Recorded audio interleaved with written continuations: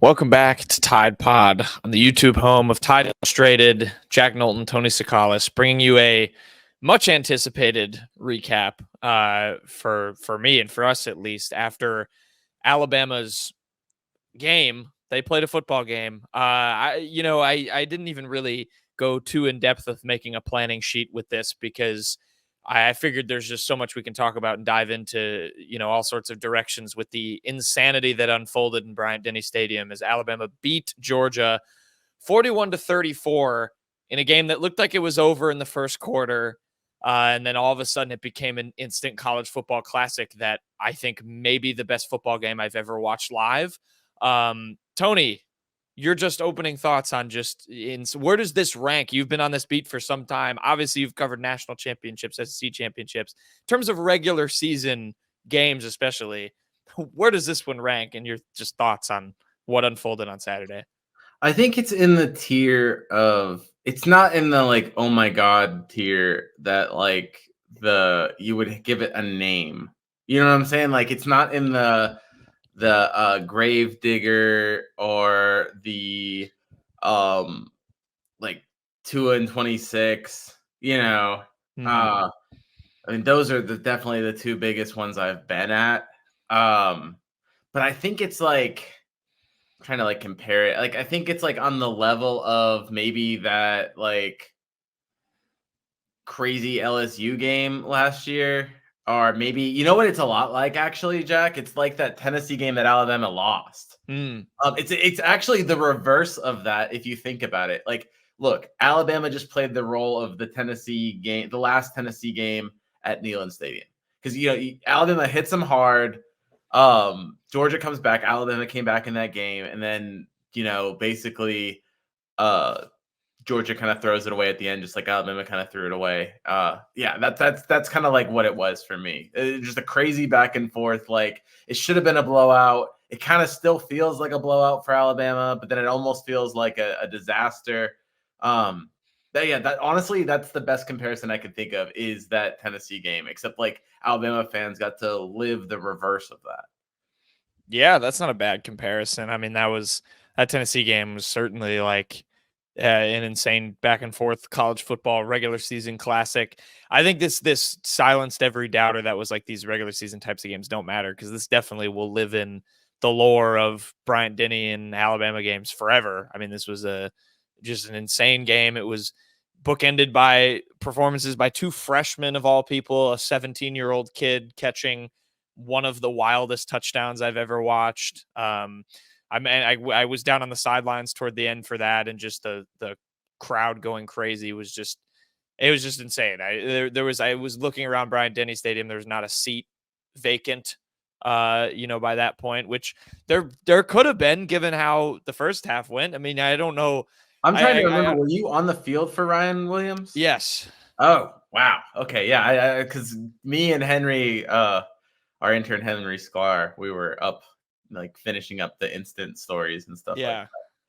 Yeah, you guys took the bullet on that one, but yeah, it was pretty nuts. I mean, like I wouldn't have faulted fans for, maybe being like, we're up 30-7, let's go hit the bars, hit the town maybe, and enjoy the rest of our night outside of Bryant-Denny, but there was not a seat empty. I guess everyone was standing by that point at the end of the game, but for someone in your first year of Alabama covering games, also being on the field so you're not blocked out by the glass like Henry and I were, how do you rank the loudness level at that moment based on where you've been?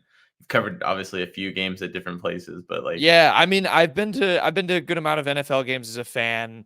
Like I think that the level of noise that it reached, I've been in Arrowhead and I've been in I guess now it's Lumen Field where the Seahawks play. Those are probably the only two that have ever come close, and those are like notorious for their atmosphere. Those were really loud, when teams on defense, whatever. In terms of celebrating a play, I don't think I've ever heard a louder just cheer than when Ryan Williams ran into the end zone. And even again, when Xavier Brown picked off Carson Beck to kind of seal it, that one was more like just relief. Ryan Williams, I think it was just more, oh my God, like there was more disbelief with it. And I think that just made it even more rowdy and loud. But yeah, pretty magical moment to be a part of, I think, for everybody that was in attendance, no matter where you were sitting or watching that from. But yeah, there's plenty to dive into. I mean, I think, we should probably start with Ryan. That feels like a logical place for me. I mean, it is just so impressive to me, and you've obviously watched a lot of talented players, especially at the wide receiver position, come through this program. I've never seen some like a kid get this like not phased by anything. I mean, it's 6 catches, 177 yards, the biggest touchdown he's ever scored in his life. He says it kind of feels like a dream after the game, and yet he's still kind of smiling like he just did it in the backyard at the schoolyard at recess. Like I've said this on a pod before. I don't know. I think he does know what he's doing, but I don't know if he realizes kind of the magnitude of it, just because I don't really know how you can. He's just so like, I just don't think he believes, like he probably he's never struggled. He's never struggled in his life, probably. Never. I mean, like on the football field, at least. I'm not saying it's not hard for him, and I'm not trying to diminish what he's done, but it's almost like if you're a kid like that that's dominated at every single, game you've basically played at since probably his freshman year of high school. Like, I'm sure he probably had some rough times growing up. Like in terms of like at one point, I'm sure he hit a hump in terms of his development, but like he's been dominating for years. He's a back-to-back player of the year in the state, Mr. Football at Alabama, the only person to do that in back-to-back years. And then he comes to Alabama. I mean, like every time you expect it to get too big for him, it's not. So when you don't see him fazed by it, it's like, why would he be? Like, this has just been his life, the last, 3-4 years, so I mean, he's just, until he kind of has to overcome some kind of adversity, you're almost like, why would he expect anything else? Like, this is what life and football has been every time he's been on the field. Yeah, it's just everything he touches just seems like it turns to gold. I feel like Alabama fans like just have to enjoy this right now, because at this point, by the time he's a junior, every team that plays him is just going to be like, all right, double team, just take him out of the game completely. And just like, we just can't let anyone throw to him. I don't even know how you do that. I was looking at comments. I don't know if it was on a YouTube thread or like a Twitter thread. And I like some Georgia fan tried to like make Alabama fans feel bad. And they were like, oh, well, don't get too excited, Alabama. You only have them for 2 years. It's like, that is like, that is crazy that you actually like, I don't know if that was supposed to be like a joke or like, but yeah, you have him for, it's actually 2.5 years. I mean, that's the fact that you're going to have this kind of talent for at least 2 more seasons after this is insane. I think that Ryan Williams would be drafted, in the first round if he went out now. I think he still has some development from a body's perspective to be able to do this in the NFL. He is 17, but like I think he's already there in terms of like NFL talent. Yeah, there's just like a savviness he has. I think too, like if you, not to get like super intricate, but I'm sure there's like some route running stuff. Yeah. I mean, just, like I'm not. And obviously, it doesn't matter because he's gonna have to stay in college football for 2 right. Years, but you're right. There's just a savviness about him, and DeBoer mentioned it after the game. He made it clear it was like, he knew he could do this, but I think the thing that it seems like it kind of a surprise to DeBoer and maybe some of the other coaches is how quickly he's gotten comfortable with the after the catch stuff. I think, what it seemed like the plan for him was let's just get him comfortable running these routes and getting him the ball. And he's taken that and processed it so fast that now after the catch, when he gets the ball and he can do these kinds of things after the catch and make people miss and become this even more dynamic player in his first year than I think even they thought he could be, which is saying a lot considering the expectations that were on him. He's already surpassed them. You wrote it down. I think you said he's on track for, I think it was over 1,300 receiving yards and 15 touchdowns. That would put you both of them as freshman records. For most teams, that's getting up there on a school record for a school season. Records. But Alabama had Devontae Smith, so those records are a little bit higher. But the other thing that would also put you on is the stage in New York City as a true freshman. I mean, that would be. I don't think he's going to get there though. I don't think he's going to get there because Jalen Milroe is on pace to have 50 touchdowns. Right. If Alabama is going to get a Heisman finalist, which they probably are, we'll get to this later. It's going to be Jalen Milroe. Right. I guess that, it wouldn't be both teams, but I mean, that is Heisman level numbers if you can sustain that. He scored a touchdown in every game they've played. And yeah, I feel like I've just been waiting for him to kind of be taken out of a game. And it's not that these coaches, I mean, Kirby Smart acknowledged it. They know who he was. It's not that these coaches aren't trying. And, I even look at the catch he had on the crazy circus deflection. He's being guarded by a guy named Malachi Starks, who's going to play on Sundays, who got his hand on the football, did pretty much everything right that you can do when guarding a deep threat receiver like that, and just tipped up the ball. And Ryan Williams still just goes out and makes a play. There's a little luck involved there if you want to give it that with where the ball goes. But yeah, I mean, he said on that spin move at the end when he scored that it felt like he did it in slow motion. He said he looked at the Jumbotron and it went quicker than he thought in his mind, which I think tells you all you need to know right there. That's how he sees every play he makes. He just moves in a way that, like, yeah, the game literally probably slows down in his eyes compared to what he is playing at a level. The last time we really saw someone just play at this consistent of a dominant level, I don't know. Maybe it's just because maybe this is an overreaction, but it seems very Devontae Smith like. Now I know Jameson Williams had a lot of big play numbers, and like there was, so I mean, like, and Devontae Smith was so special that year, but like I think you're kind of almost seeing that, like, if just he's so consistently the guy, and yet he's still always open or always has a way to make the big plays happen. So and he's going to keep on getting better. So it's kind of scary to think how good he can get and how consistent he's been. And then I think this is supposed to be the game where you're going up against the top pass defense and you have the best game of your career. It's just it's insane. What is it? Six receptions for 177 yards. I mean, wow. I mean, we'll go back to our last podcast. We build it as, this was the game that maybe Kendrick Law is the one that finally steps up, and it's his sort of, reemergence as Alabama's lead guy. Now that wasn't all Kendrick Law's fault. He got hurt, unfortunately, and he got taken out of the game. But even when he was in the game, it was still, just Ryan Williams. No moment. I'm convinced now no moment is going to be too big for this. No, I mean, how could it be if you're playing this kind of defense? And there's two great catches. You had the bobble catch, I guess, or the tip play kind of catch, and then you had the catch and spin for the touchdown, the game winner. I'm not sure which one's honestly better between the two of them, the 54 yarder or the 75 yarder.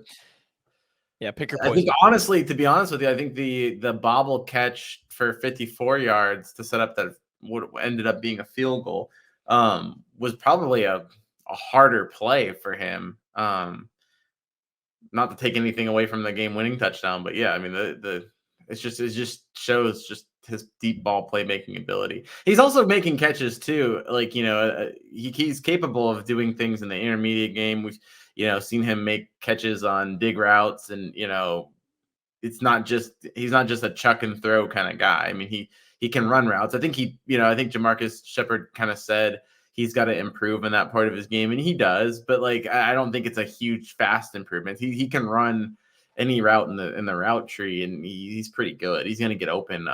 It's just, I think it's more so he can get better. There's room to improve. Well, I think to me, like, when you talk about him compared to Devontae Smith, like, that's where that comparison feels really real to me, is like, he's 6'1", 175 pounds. He's a skinny kid. He's 17 years old. But you're right. He runs those routes confidently. And I remember one particular play in the second quarter, he took a shot and bounced right back up, and he's not scared of contact. He doesn't shy away from those things. And that's, like, I feel like the biggest differentiator when you talk about those smaller kind of slippery receivers is, like, when they do take a hit, how well do they absorb it and bounce back up on, when they're not going on an explosive deep play. His eye black reads kill everybody or kill everyone. So you know what I mean? Tells you all you need to know. And I want to ask you, because I feel like I've obviously I have people who just are sports fans who text me like, what is this kid like? And you talk to him after the game. I mean, I've tried to articulate kind of his sort of humility, or at least like groundedness in all this, like we were talking about at the top. What was he kind of saying after this game that, maybe if anything stuck out to you, just with how he's continues to just handle all of this with, and a lot of it, of course, is he's got a good system at Alabama that I'm sure supports him and helps block out outside noise. And obviously DeBoer is all about that stuff. But what does he kind of say that stands out to you in terms of just how he handles this stuff? I'm not. He's modest and he's humble. It's not like he's not like a braggadocious kid, but there's a confidence. There's a like. It's almost like like what I was talking about before. He's been good for so long that I think he's just used to people asking him about how good he is. You know what I'm saying? It's not coming as a surprise to him. So he's very polished in the way he answers questions about. He's very team first, but it's almost in a manner of like, okay, this is I've been asked these questions before. People are gonna freak out because I just made a great play. Like it's very seems old hat to him. You know what I'm saying? None of this seems new to him. It's like he's not bored with it, but he seems like he's almost anticipating every question because like he's just used to dominating. It's like it's weird. It seems like he hasn't been challenged yet.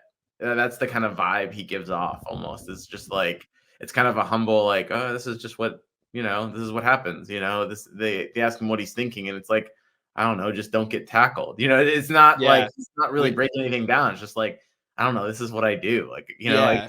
yeah. He was asked about the being his name called for the game winning touchdown. He was just like, we needed a touchdown. So I just had to go get us a touchdown. That's just what happened. Yeah. And I think the key thing you said there too is you're right. He's not bored with it. He loves it. I think he loves answering those questions, but it's not, you're right. It's not in a sense of I want to talk about myself. It's like, yeah, this is freaking fun. I love talking about how much fun I'm having being, I think the he most explosive enjoys player on the field. I think he enjoys the fame too. I don't think Yeah. he minds being Ryan Williams. Like when he's talked about dealing with stuff, he said, I remember an interview with him in the past where he said that, he still goes to the same places. He just probably accounts, for taking a few extra time. And it wasn't a lot of times when you talk to these, stars. I mean, like if you think about it, I'm not sure who's a bigger celebrity on campus, Ryan Williams or Jalen Milroe. It's probably close, and you would think it's definitely going to be the quarterback, but I don't know. Ryan Williams is so the new flavor, and I think everyone likes him. I wouldn't be surprised if he's the biggest name, so he's going to get swarmed everywhere he goes, right? But at the same time, I don't think he's like hiding from it. He's not one of these guys. A lot of times you get these phenoms, and they're like, "Oh man, I just want to go to Target. I just want to get like they're kind of like hiding behind a hoodie or something." I don't necessarily, now it could be wrong. I could be like projecting this Hey, we on don't know him personally, but yeah, no, I but agree. it just seems like he doesn't care. Like he realizes that he's going to have to sign 15 autographs anywhere he goes. And like, he's fine with that. Now, maybe that will get old on him. And maybe, this whole like stardom will wear off and he'll get a little bit more tired of it. But right now, yeah, I don't think he's like tired of being famous. I think he's just kind of soaking it in. And it's like, okay, yeah, this is my life. He is a very enjoyable just kid to root for. Like I think talk to him and I just get a good energy from him. And I'm like, yeah, good for you, man. Like I just am glad you're having fun doing this. And, obviously for his own sake, we'll see how it continues and progresses. But yeah, I mean, just ridiculous. I mean, he's a special player. I think Alabama fans should just continue to enjoy having him for a good while. So, you got him locked in. Don't get too excited out there, fans. You only have you only have him for 2 years. So sorry, not too many more plays he can make.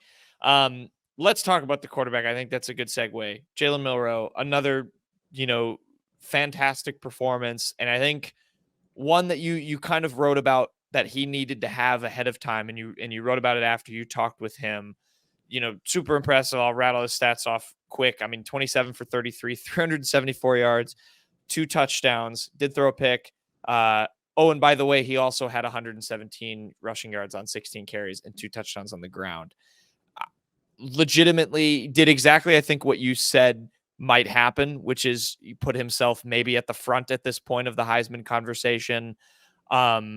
Looked pretty spectacular on the throws that have been his biggest question mark, at least at the beginning of the game. What did you think of Milroe's performance? And just, yeah, again, a guy, I'll ask you this too. If he can sustain this, I mean, what is Alabama's ceiling this season? Because it feels like it's pretty darn high. Yeah, well, first off, I just pulled up the FanDuel Heisman odds.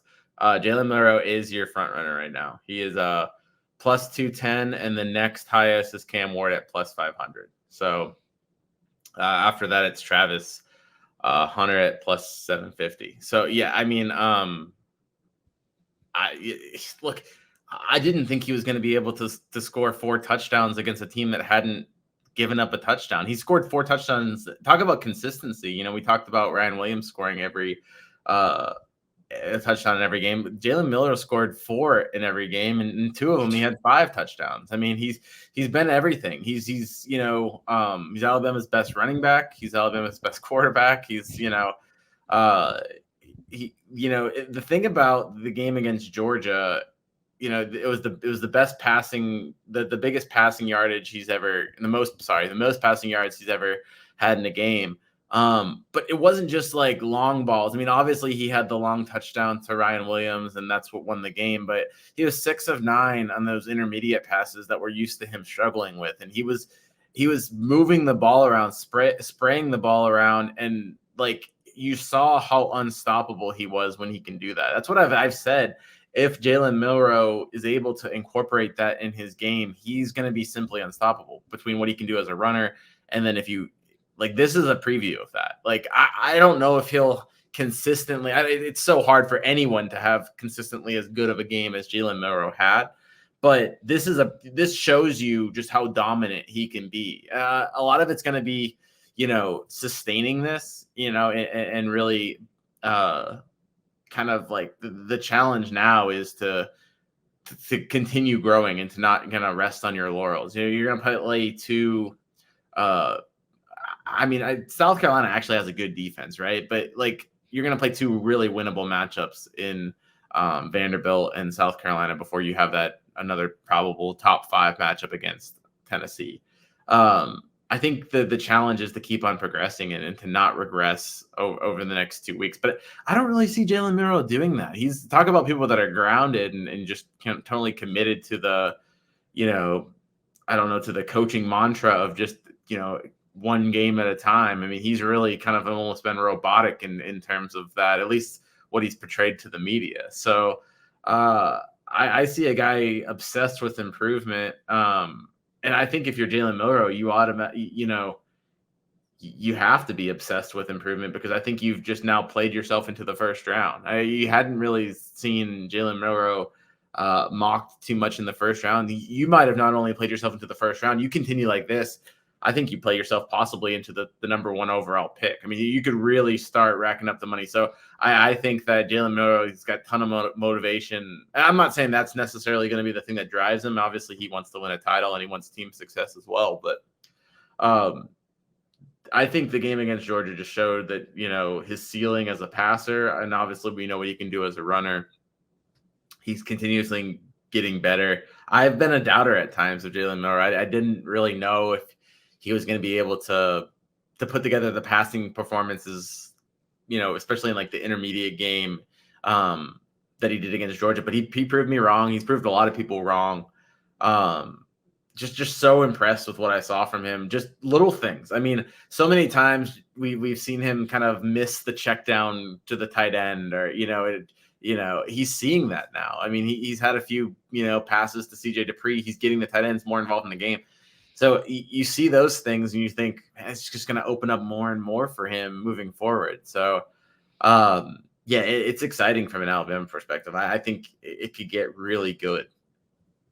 Yeah, I there was a poise and just kind of a deliberation almost about him, especially at the beginning of the game, where he just seemed like he knew exactly what he wanted to do and he went out and executed it. And obviously we see what he can do when he improvises and uses his legs and gets out of the pocket and can make sometimes these crazy throws or these crazy plays with his legs. But yeah, there was something about that clicked when he was just standing in. He knew the reads that he wanted to make. He scanned the field and he found the open guy. Like there was a real deliberation about that I think you're right, we hadn't really seen before too consistently, at least against a really good team. And he went out and did it against a really good team. One thing I'll say about Jalen Milroe that's really impressed me, and I think it gets undervalued because we've seen him fail on a big stage, is his poise. I mean, but if you look at the times where he has failed, right? You look at the end of the how he reacted to the end of that Michigan game, I thought was positive, considering that play kind of didn't work at the end, and he did mess up a few times in that Rose Bowl. But I think his his reaction to that is what you wanted to see. Even if you look at the Texas game, and how he responded in that game, let's not forget that he brought Alabama back after that, after falling down. So he's not a guy that just melts under pressure. And then obviously you've got it's not just him failing on the stage. You've got him having two of the biggest moments in recent memory of Alabama, where he obviously had the Gravedigger play, which is probably one of the best. I mean, if it wasn't for Tua and Devontae, I mean that'd be in competition for one of the best plays in program history. And then you've also got this latest heroics with the touchdown pass to Ryan Williams. He doesn't get fazed by the big moment, and he's been faced with a lot of big moments throughout his 2 years as a starter. And I think that's another thing that, maybe we just, like I said, we don't appreciate it as much because it's not like Ryan Williams where we just haven't seen him mess up. We've seen Jalen mess up. So I think we almost take away, but yeah, even if he does mess up in the future, I think his poise is more often than not going to prevail in those moments. Yeah, that's a great point. I think you're spot on with that one. And then some of the technique. I mean, that throw to Jam Miller on the wheel route where oh my gosh, that was one of the best throws I've ever seen. It was the a throw spectacular to Ryan throw. Williams was, that was more Ryan, but the throw to Jam Miller was an NFL throw. I mean, that is, you couldn't have placed that ball, any better if you could just freeze time and just walked it over there. Yeah, it would have been the same spot. And I think going back, you said he was 6 of 9 on those intermediate throws. When you look at this from a game plan perspective and from what maybe Alabama's ceiling can be, if he does that every game with the explosive potential they have, which doesn't feel like too big of an ask, especially if it seems like he's made a leap finally with that part of his game. If he's throwing 6 of 9 on intermediate throws and then doing all the other stuff he does, I mean, this team can win a national championship, no? Oh yeah, definitely. And actually that 6 of 9, I'd have to go back and look. Was one of those the drop by Jeremy Bernard over the middle? I don't know if that was 10 yards pass. That's either like a longer short pass or an intermediate pass. But like if that falls under, it really could have been 7 out of 9, So I don't know. But it just doesn't feel, that feels like an incredibly sustainable clip when you have all of this other explosive play potential. Like you're not asking him to complete 15 throws over the middle for 15 yards each. Like, right. Yeah. 9 passes. Now, granted, I don't think most quarterbacks go 7 of 9 or 6 of 9 consistently. There's a reason why you look at intermediate passes and with high regard. I mean, they're tough passes. Even the best quarterbacks aren't having the best stats on those kind of throws. They're typically the toughest ones. On a deep pass, maybe your guy's wide open. You're always going to have defenders around in that intermediate spot. So you're really having to make throws through tight windows. So, I mean, maybe 6 of 9 isn't sustainable, but he's going to be good. If he can keep this up, he'll be good enough, to hit enough of those to open up the rest of the offense that he needs to. And to answer your question though, I mean, we saw national title winning Jalen Milroe. I think, the question we had, I think on the last pod, we talked about, Lamar Jackson and okay, can that style win in the playoffs? Well, I mean, shoot, Jack, this style can win in the playoff, obviously, so, I think he's capable of doing it. Now it's just a matter of consistency. I mean, can he do this again? Can he do this in Knoxville? There's always going to be that, can he do?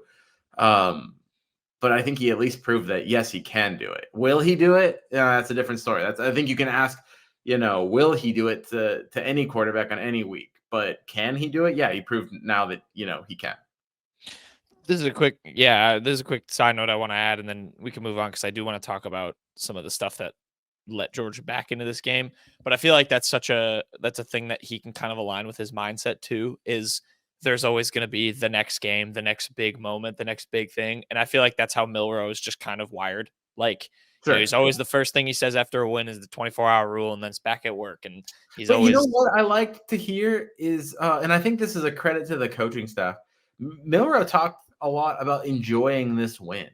That's good. Yeah. And I actually like that. I think some of the problems with some of the Saban teams is they were so oh, all right, like we're so robots. And I think it wears on players to just be that robotic and that, this is a game, and this is what you love to do. And this is a huge win. This is a win that you're going to tell your grandkids about, Yeah. enjoy it. Don't obsess over it, but enjoy it. And part of enjoying it is realizing how fun it is and making sure that you're able to do something like this every week, And I think sometimes, and I'm not questioning Nick Saban's approach. Obviously, it was successful, but there are some times where I feel like he almost wore Alabama out mentally by the end of the season, where they were just, they took things for granted, or they just didn't, I think when you're not enjoying it and you're just rolling over people and then rewiring your brain without really enjoying it, you kind of lose some of the what you actually accomplished. And it almost kind of it makes you forget about what you have to lose, And I don't necessarily think playing with nothing to lose. Sometimes playing with something to lose, or just realizing the gravity of what you're doing, can be good. It can get you excited. It can get you amped. Now, there's a balance. I mean, I don't think you need to be nervous or, unprepared or too cocky or anything. You walk a fine line there. But I do think there's a human element to it that this staff is kind of allowing its players to embrace, and I think it's going to be beneficial. Now they're, like I said, now they're number one. You know what I'm saying? They're the number one team. That you can get that rat poison is going to come into play a little bit more, but I don't necessarily think just maybe nibbling a little bit on the rat poison enough to, it's like 2 beers aren't going to kill you. You know what I'm saying? If you get drunk, it's going to be bad. But, taking a little bit of nibble, enjoying yourself in moderation. Yeah. A couple of bites of the rat poison for a short period of time might not be the worst, as long as you can, not get carried away. Yeah, recompose yourself. That's absolutely. And I mean, for these exact reasons, sometimes we talk about the trap game. I mean, I don't think Vanderbilt's a trap game, but say they were going to a South Carolina or to an A&M the week after. I mean, that's, it's coming off of wins like this where you do enjoy it too much, and then it capitulates and it takes away from your momentum. So you're right, there is a fine line, but I think I do agree. It does feel like they're like, football's fun. They should have some fun when you win a big game in football. I mean, I think that's, I definitely don't think you can take that away. But yeah, I loved what I saw from Jalen Milroe. I just think we dissected his throws. They look great. Like, I think it feels like a corner kind of was turned there. That said, this game, I mentioned at the top, could have been over by halftime, could have been over by the start of the fourth quarter. Felt like it was going in that direction. And then all of a sudden, Georgia creeps back into it. And to me, it kind of felt like a conglomeration of many things, whether it was offensive execution, there was some time management stuff. Alabama struggled with penalties again in this game, 10 of them, in fact, for 90 yards, 7 on offense, 3 on defense. What did you see in watching that, I guess, kind of third and fourth quarter? What were the elements that sort of combined to allow Georgia to get back in this game, and where might maybe some nervous points be as you go on to the season? Because, that could have very easily ended up a loss, which we'd be having an entirely different conversation right now if it did. Some of it was bad luck, right? I mean, like, they got hosed on a pass interference call on a drive. I think they might have scored otherwise. And if I'm trying to remember right, was that not then Georgia? They gave the ball to Georgia, and then Georgia threw a pick, and then Milroe threw a pick. That might be wrong there, but the interception Jalen Milroe had was kind of like a freak interception where he threw it a little bit behind CJ Dupree, and it like bounced off of CJ Dupree's hands, and then so you had some unluckiness. I think obviously the if you wanted to find a concerning thing, it's the fourth downs. I mean, there were 6 fourth down opportunities, and Alabama allowed Georgia to complete all of them. I remember that one drive where they had back to back fourth downs. On one hand, it's kind of encouraging that Alabama was that good on third down to keep on forcing fourth downs, but you stop one of those fourth, like on that first drive that Georgia gets, drives down, what is it, like 10, 12 plays? I'm just trying to remember it off the top of my head.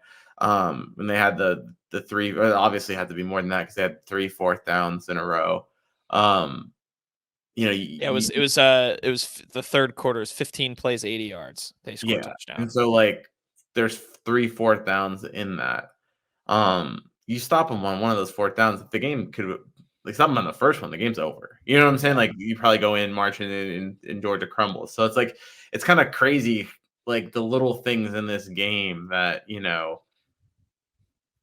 could have mattered. A lot of that's discipline. A lot of that is some of it though. I mean, I think DeBoer came out with a really good game plan. He really figured Georgia out, and I think Kirby Smart then readjusted extremely well. So I mean, it is a little concerning that Alabama couldn't figure things out after Kirby Smart made those halftime corrections. So I mean, I guess maybe mark that as a little bit of a concern. If I'm trying to think of things that you could be worried about outside of Jalen Milroe, I'm not sold that the running backs are consistent enough. You had a good run by Justice Haynes, but it's just when Alabama needs, like for example, that fourth down that they didn't get right. Mm-hmm. With the run, I think was it a run to Justice or run the jam? I forget what it was. Jam Miller. Yeah, Miller run the jam Miller, and they got stuffed. I mean, like you want to get those 2-yard runs, so that's what Alabama wants to be able to get. So that's a little bit concerning.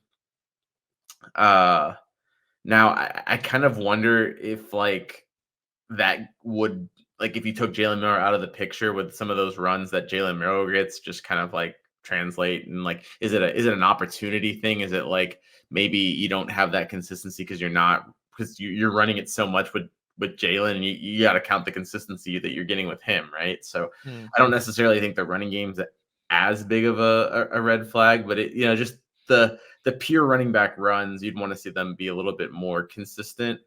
Even though the yards per carry is there, it's more, we talk about the boom or bust in the passing game. It's kind of been that with the running backs as well in terms of, 20-yard carries or 2-yard carries. And I think that, that can get you in a lot of trouble with early down runs.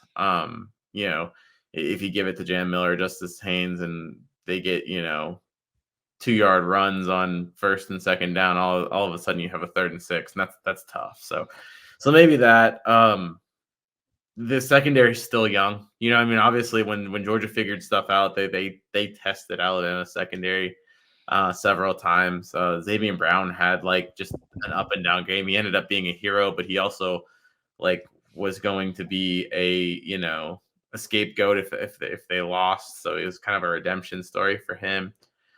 So yeah, I mean, there's a few things that they have to, obviously the discipline from the penalties. I mean, talk about those fourth downs. 2 of them were extended. They did have 2 fourth down stops, and then they were extended by penalties. So you just cannot make penalties in those situations. And yeah, and there was a few dumb penalties too. I think wasn't it Tyler Booker got like Tyler Booker had an unnecessary, unsportsmanlike conduct. And that was like a 20-yard reception or something like that from CJ Dupree, or if I remember right. But they had gained a lot of yards on that play. So yeah. Actually, the stat broadcaster was on Miles McVay, but I'm pretty sure it wasn't Tyler Booker. I don't think it would have been. No, stat broad. There was one on Miles McVay. That was at the half. Oh yeah, that was at the. That wasn't also. That was enforced on the kickoff. That's right, because there was the halftime. Yeah, but there was one before that, I think. You're totally right. Yes, personal foul. Yeah, it was a completion, unnecessary roughness from Tyler Booker. It's CJ Dupree, right? Yeah. But yeah, I think that was maybe like a 20-yard completion. Now I think that if I remember right, Jalen Milroe had like a huge run right after that, so kind of like negated it. But yeah, those kind of penalties can hurt. Yeah, definitely. I mean, they have hurt. Like that's definitely a trend that worries me. That the running back thing, I think, is a good point. Like that feels a little bit real. I mean, outside of Jalen Milroe, Alabama's second leading rusher was Justice Haynes, 6 carries, 35 yards. Then you had Jeremy Bernard, actually, who had 2 carries for 18 yards, had the touchdown, which I actually remember that. That was a really well-designed play. Tyler Booker was running in free space because they blocked so well. He had no one to even block as Jeremy Bernard walked into the end zone. But then yeah, after that, Jalen Milroe 5 carries for 8 yards. That doesn't feel good enough. And I feel like you need to have a running back presence even with a runner like Jalen, just because like I feel like that opens up a little bit more of your options. But again, to bend but don't break like that against a team like Georgia makes you feel like you can do that uh, against anybody. And I feel like it's a good segue to talk about the other side of the ball, because for me, and I've been this year like really kind of locked in on the defense since kind of the start of the season. I've become a very big Kane Wommack fan. I think he's been a great fit. We saw some stuff from that unit that we have not seen all year, and he hinted at it. He talked about it after the Wisconsin game that once they realized they didn't really need to open up the defensive playbook, that they weren't going to.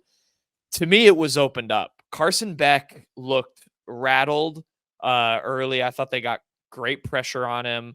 They obviously did the main thing that Kane Wommack wants, which was force a turnover. You mentioned Georgia. The first 4 of them. Yeah, they forced 4 of them. That is the big thing. Like Georgia hadn't had one coming into the year, and not only they got one in the first quarter, and the tone was set from there. I mean, Carson Beck was throwing balls to nobody, to the point where he got called for a safety because of it on an intentional grounding after Alabama, decided to send heat on a 3rd and 10, from the Georgia 5-yard line. I thought the play calling was pretty sound from Wommack, and obviously his players went out and executed it. What'd you think kind of on that end of the ball, just in general? Yeah, I mean, obviously it blew up at the end, and Yeah. it got really bad. I think a lot of that too was Georgia figuring out Alabama's offense, and then you had the 4th downs. I think it just gassed the defense, and so you had a tired and a little bit over their heads secondary, and it showed like we've been wondering about this young secondary, and like will it go through some growing pains, and it certainly did at the end, like almost cost Alabama the game. But no, I did like the blitzing. I did like the overall game plan. It was almost like the same thing with Kalen DeBoer. It's like the in the offense, it was the defense was so perfectly planned to rattle Carson Beck until Georgia kind of figured that out. The pressure, the getting after Carson Beck that was huge. Because they also had the fumble too. You had the 3 interceptions, but you also had the fumble. So that was great. He dialed some things up. I like what I've seen from Kane Wommack too. I like the swarm defense, the reading the quarterback's eyes.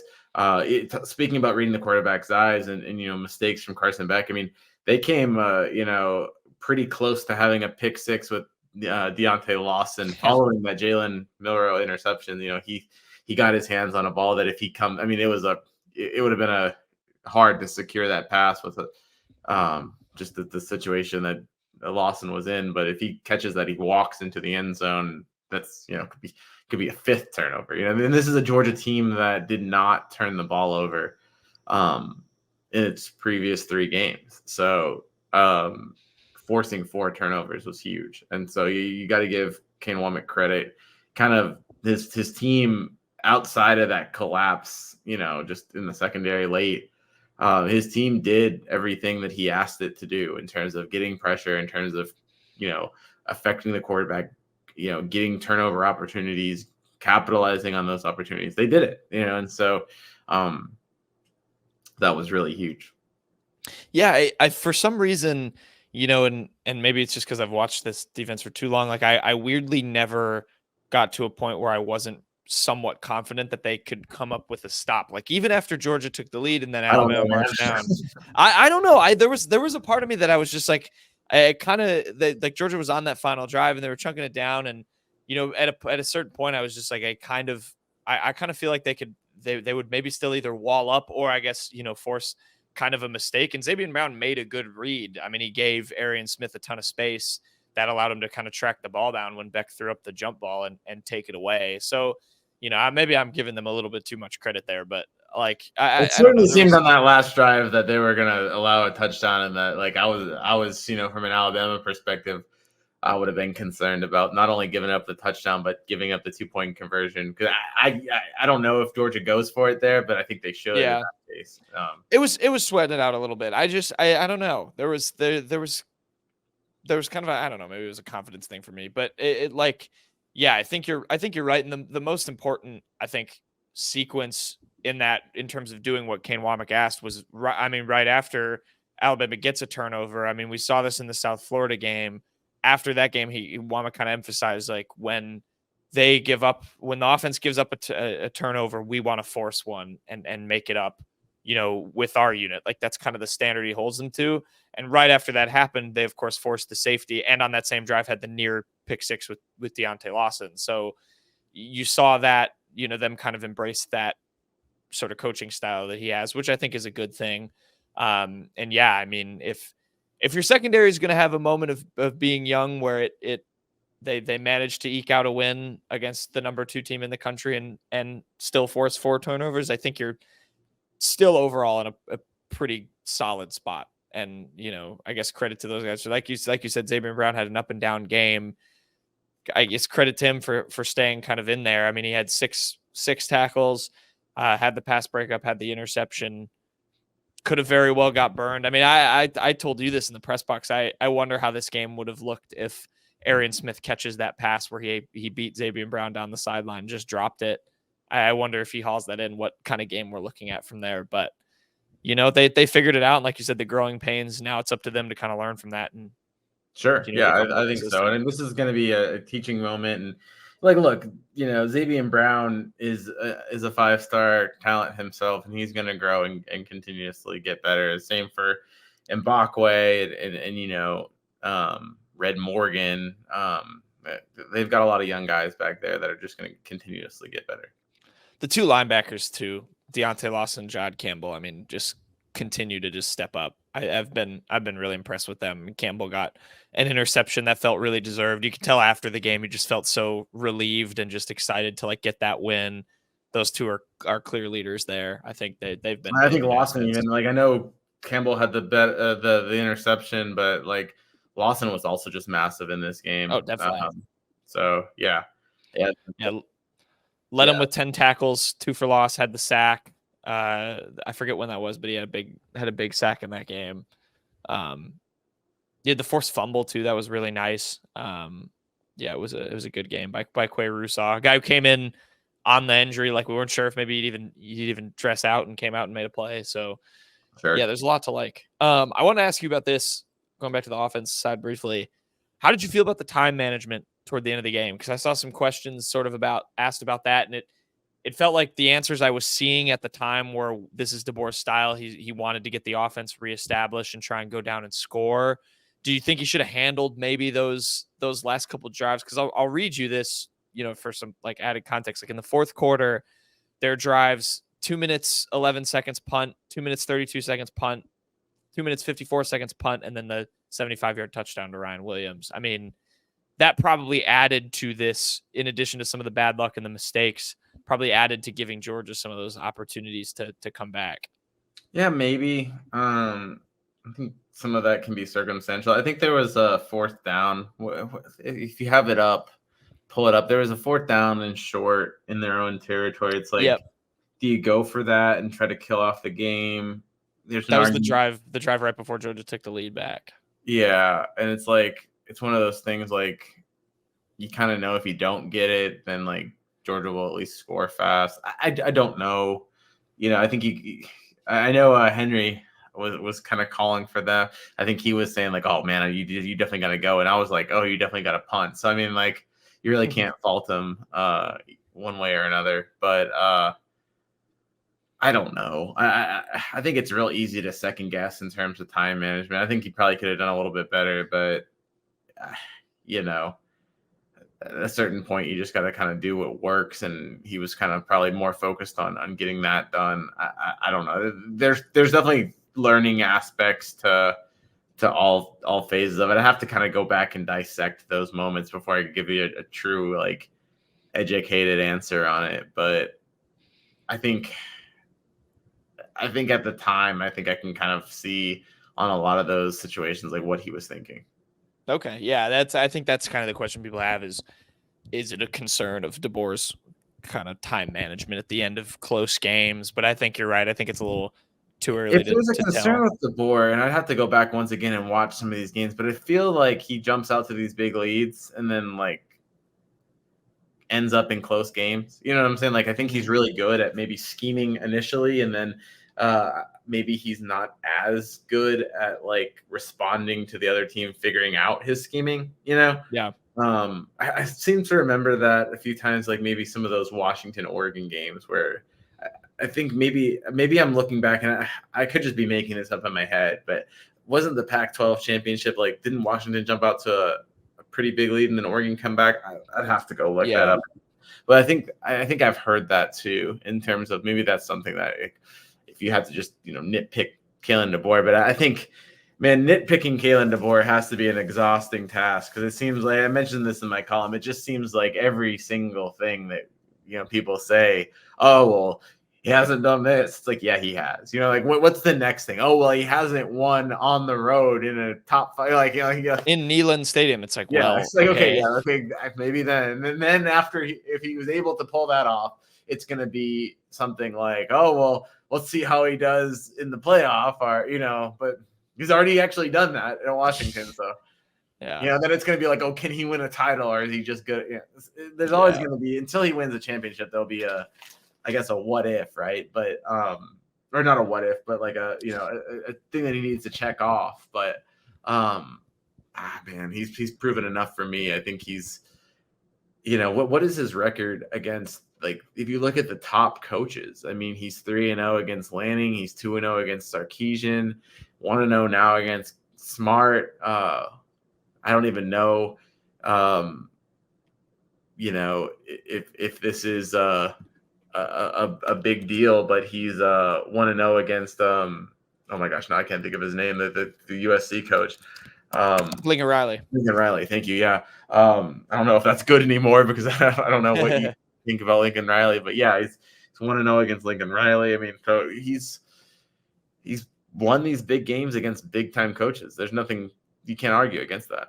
Yeah, that's very fair. I'll ask you this then about DeBoer, and then we can get into just like our kind of closing thoughts, because I think we could talk about this game for about 3 hours. But what did you think of him getting pretty animated on a couple of a couple of no calls? That was kind of refreshing to see. Well, I mean, the call that I think he got the most animated was a terrible call. I mean, how do you? Yeah, absolutely. That was draped over his player, and it seemed like it was right in front of the ref. I mean, that was a tough call. You also saw him pretty animated about the safety penalty, which originally wasn't called, and then they eventually flagged Carson Beck for that safety. But yeah, I the whole notion that like I don't even know if there's a notion like Kalen DeBoer cares. He's very passionate. He can get animated. He's probably not gonna he's not gonna swear. I think if you went and mouth read, I don't think it's the same as if you were to mouth read Nick Saban. I'm not sure he cussed on when he was. I think he said something like, "Are you kidding me?" or something like that. But I don't think he was swearing. And he's not going to throw down his headset the way Nick Saban does. But yeah, he cares and he shows emotion and he shows fire. There was that video that they showed heading into the game where he showed a little bit of fire as well. Yeah. So yeah, that's nothing new. He's not just a nice cheer camp coach or whatever. I mean he's a football coach. He just decides not to swear, and he's a little bit more measured in his reactions. Yeah, I just think it's funny to bring it up for that exact reason, because you wonder, that's the most angry I've ever seen anybody without cursing, if he in fact did not say a single swear word in that tirade, because he was pretty PO'd, and I wonder how many like gosh darn it there are. Like, gosh darn it, Stripes, what are we thinking? Yeah. You gotta be kidding me. Yeah. That's some BS. Yeah, exactly. So yeah, it's fun to see a little fired up DeBoer. No one got a chance to ask him about it at the end of the game, but we'll have to maybe get out what he said out of him at some point. But yeah, I mean, again, we could probably talk about this game for 3 hours. I think we hit on the main kind of keys. You dove into kind of what Georgia did to come back, and then obviously talked about the 2 men of the hour, which of course Ryan Williams and Jalen Milroe, and obviously Xavier Brown gets his flowers as well. But just closing thoughts, I guess, Tony. And now, where does Alabama go through from here? You've gone from Carson Beck, and now it's Diego Pavia and Vanderbilt. You go up to Nashville. obviously this would be the trap game of all trap games. If you crash, it would be the biggest crash back down to earth, I guess is maybe a better way to say it, if you fold in this one. So, I mean, trying to put this game behind you, what are your kind of thoughts? And then looking ahead now with SEC play officially underway now for Bama. Yeah, if Alabama loses, what will be a home game against Vanderbilt, because when they go into Vanderbilt, it'll be probably like 80 or 90% Crimson. That would be, that'd be unheard of. I don't expect that at all.